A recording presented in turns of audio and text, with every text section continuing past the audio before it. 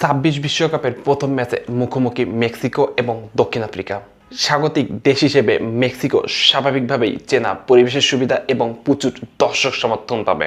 মেক্সিকোর সান্তিয়াগো এবং আলভারেজের মতো খেলোয়াড়রা যে কোনো সময় ম্যাচের গতিপথ নিয়ন্ত্রণ করতে পারে।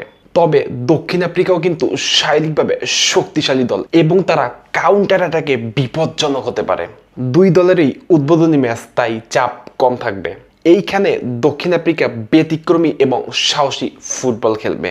হাই ভোল্টেজ এই ম্যাচে মেক্সিকোর আক্রমণ ভাগ বনাম দক্ষিণ আফ্রিকার জমাট রক্ষণ ভাগের দারুণ একটা লড়াই হবে।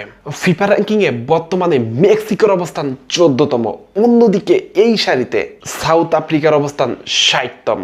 দক্ষিণ আফ্রিকা পরিশ্রমী এবং লড়াকু দল হলেও মেক্সিকোর অভিজ্ঞতা ঢের বেশি।